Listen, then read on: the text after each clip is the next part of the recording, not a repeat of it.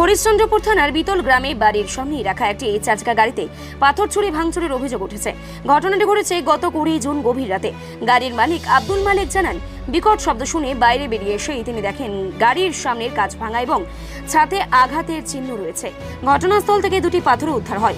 পরে বাড়ির CCTV footage খতিয়ে দেখেই জানা যায় মোটরসাইকেলে করে আসা দুই অজ্ঞাত পরিচয় যুবক গাড়ির দিকে পাথর ছুঁড়ে দ্রুত এলাকা ছেড়ে পালিয়ে যায়। বুধবার এই ঘটনায় হরিশ্চন্দ্রপুর থানায় লিখিত অভিযোগ দায়ের করেছে। ঘটনার তদন্ত শুরু করেছে পুলিশ। এই ঘটনাকে কেন্দ্র করে এলাকায় চাঞ্চল্যের সৃষ্টি হয়েছে।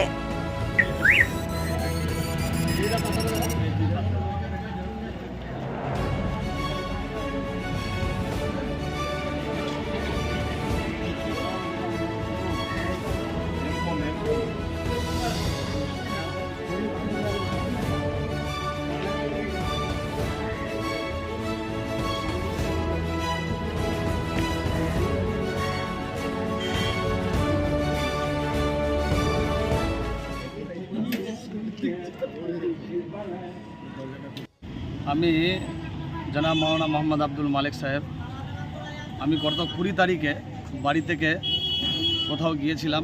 ওখান থেকে গাড়ি এনে যখন আমি আমার মাদ্রাসার পাশে যে আমার বাড়ি, আমি আমার বাড়ির সামনে বারান্দায় গাড়িটা তুললাম। ভাবলাম যে দেখি কোনোদিন তুলিনি, আজকে তুললাম। এই বলে গাড়িটা প্রায় রাত 9:30 নাগাদ গাড়ি রাখার পরে আমি এবার ভেতরে গেলাম, আমার রুমে থাকলাম। কিছুক্ষণ পর দেখে একটা আওয়াজ হয়, তো মনে ভাবলাম যে কে জানি কেন আওয়াজ হলো, থেকে গেলাম। প্রায় রাত 2টার দিকে যখন আমি বের হই সেখান থেকে যে আপন বাসভবনে যাব, তখন দেখছি গাড়ির পার্শ্বে বড় বড় দুটা পাথর পড়া। পাথরগুলো আছে আমার সঙ্গে, দেখাতে পারবো। তো পাথর পড়া এমত অবস্থায় দেখি গাড়ির কাঁচ ফাটা, গাড়ির ওপরের ছাউনিতে দাগ পড়া। এ সমস্ত দেখে ভাবলাম কেন এমনি হলো। সঙ্গে সঙ্গে আমি হাফিজ সাহেবকে তুললাম, ওনাকে ডেকে বললাম যে ভাই দেখো এই ব্যাপার। যখন এই সমস্ত দেখে একটু খারাপ ভাবলাম যে কেন কি হলো, বুঝতে পারছি না কে কি করলো। তখন মনে হলো আমার তো ক্যামেরা লাগা আছে, ক্যামেরাতে ফুটেজ দেখব। তারপরের দিন সকাল হলো যখন, সঙ্গে সঙ্গে আমি ক্যামেরাম্যানকে ডেকে নিয়ে গেলাম যে আমার সিসিটিভি ফুটেজ দেখেন। সারাদিন খোঁজাখুঁজি করতে করতে দেখা যায় যে রাত 10:04:28 মতো এই টাইমে যখন দেখা যায় ফুটেজ যে 2 জন যুবক এক মোটর বাইক হরিশ্চন্দ্রপুর দিকে এসে আমার গাড়ির ওপরে বড় বড় পাথর মেরে ওরা চলে যায়। এইটুকুই দেখা যায়। মানে ফুটেজে কি দেখা যাচ্ছে? কজন ছিল বাইকে? 2 জন ছেলে ছিল আর মোটর বাইক ছিল, তবে চিনতে পারিনি এরা কে। মানে অনুমান করতে পারছেন কে বা কারা বা কোন এলাকার হতে পারে? কিছু অনুমান বোঝা যাচ্ছে না যে কোথাকার। সেদিন আবার খেলা ছিল, ওখানে কাবাডি খেলা ছিল, তো ভাবলাম কে জানে কে আছে না আছে, চেনা যাচ্ছে না।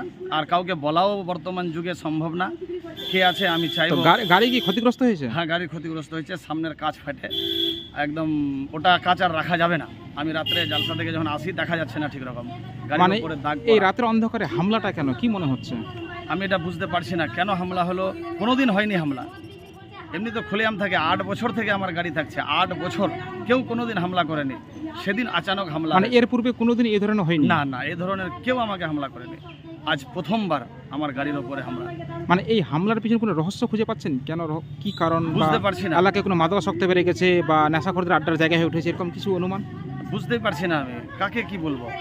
হ্যাঁ, আমি তো ওরকম ধ্যানে নাই যে কি হয়েছে, আর কাউকে বলাও যাবে না এখন যা যুগের পরিস্থিতি। এজন্য আমি চাইব থানাতে, আমি এই জন্য দ্বারস্থ করতে এসেছি যে প্রশাসনের কাছে নিবেদন, রিকোয়েস্ট যে উনি খতিয়ে দেখেন এবং দুষ্কৃতী যারা আমার গাড়ির ওপরে হামলা করেছে তাদেরকে চিহ্নিত করা হোক। তো সেদিন রাত্রে হামলা হলো, আপনার কি আতঙ্ক হচ্ছে যে পরবর্তীকালে হয়তো গাড়ির আর কিছু পার্টস তারা খুলে নিয়ে যেতে পারে? হ্যাঁ, 100 বার। কারণ আমি একজন বক্তা, আমাকে অনেকে মাওলানা আব্দুল মালেক বা MA মালেক জীবনী বক্তা হিসেবে জানে। আমি 4টা রাজ্যে জালসা জীবনী করে বেড়াই। কখন কোথায় হামলা হবে বলা মুশকিল। এখন কেন হচ্ছে, আমি তো দিন ইসলামের কাজ করে বেড়াই, আল্লাহ রসুলের জিকির আজকার করে বেড়াই, ধার্মিক জলসা জুলুসে যাই, কিন্তু কেন যে এমনি হলো আমি বুঝতে পারছি না। যারা হামলা চালিয়েছে ছবি বা ভিডিওতে কি বোঝা যাচ্ছে যে ওরা কি বয়সী? ওদেরকে বোঝা যাচ্ছে প্রায় 15 বছরের ওপরে হবে আর 20-22-এর মধ্যে এরকম আনুমানিক। থানায় অভিযোগ দায়ের করলেন তো? হ্যাঁ, থানার অভিযোগ দায়ের করলাম।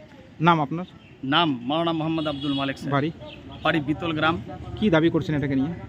দাবি করছি যে প্রশাসনের কাছে আবেদন যে উনি খতিয়ে দেখুক ব্যাপারটা, সিসি ক্যামেরা ফুটেজ দেখুক বা লোকেশন সিস্টেমে যেমনি করে হোক দুষ্কৃত ছেলেদের বা যে আমার উপরে হামলা করেছে তাদেরকে চিহ্নিত করে বেড়ে কারা সে কারা শাস্তি করুক, কারণ পরবর্তীতে যাতে আমার উপরে বা কাউরি উপরে যাতে এ ধরনের হামলা না হয়।